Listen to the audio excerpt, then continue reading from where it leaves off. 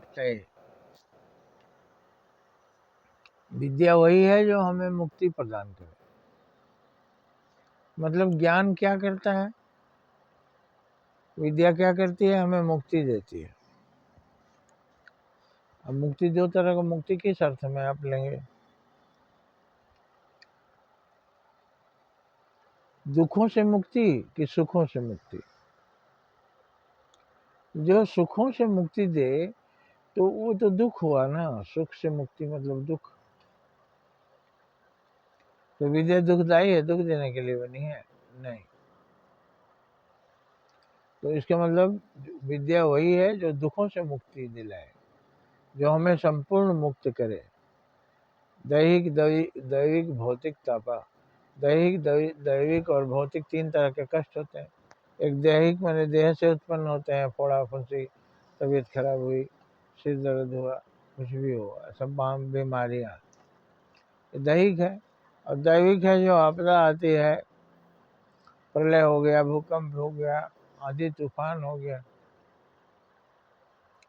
बाढ़ हो गया, सूखा हो गया, तमाम तरह की आपदाएं, ये दैविक है। मतलब कोई आदमी का दिया हुआ नहीं, वो आपके हाथ में नहीं है, प्रकृति के हाथ में, परमात्मा के हाथ में। अब भौतिक वो होता है जो किसी के द्वारा दिया गया, किसी ने आपको मार दिया, किसी ने आपका कुछ छीन लिया, किसी ने आपको त्रस्त किया। तो दैहिक दैविक भौतिक तीनों तरह के ताप जो है, वो विद्या जो हमें मुक्ति दिलाती है तीनों तरह के ताप से, और एक आध्यात्मिक सुख प्रदान करती है, ईश्वर से हमें जोड़ती है, वही विद्या सही विद्या है।